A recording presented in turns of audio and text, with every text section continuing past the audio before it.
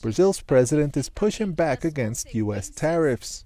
He's launching a $5 billion plan that includes loans and tax credits for companies that will be affected by a 50% tariff on Brazilian exports to the U.S. We cannot be afraid or nervous when we face a crisis. Humanity has created great things in difficult times. The Brazilian president says Trump's tariffs on his country are politically motivated. Now he's looking to make trade deals with other countries that have been affected by the tariff hikes, including India, Germany, and Russia. We're not just going to sit here and cry about what the US did to us. The world is big and it's eager to negotiate with Brazil. While governments in Latin America have not retaliated against U.S. goods, they're responding to Trump's new policies with more subtle strategies. In Mexico, the government has rolled out a campaign to convince local shoppers to buy more Mexican goods.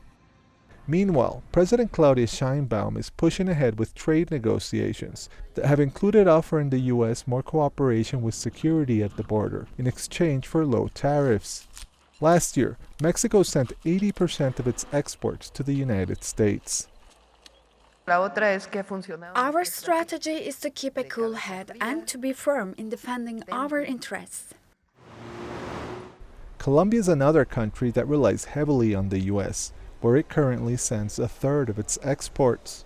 Although Colombia was only hit with a 10% tariff, the lowest rate assigned by the Trump administration, officials here have also talked about replacing the U.S. market with exports to Asia and Europe. But analysts say it's not that simple. In reality, trade happens not by policies, but by millions of decisions of customers and firms. That takes years to build markets, build factories, build customer bases. Brazil started to sell food to China 2 decades ago. It currently sells 30% of its exports in China.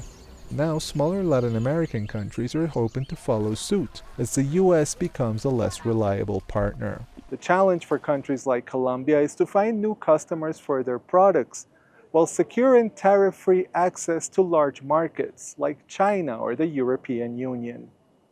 Manuel Rueda, TRT World, Bogota.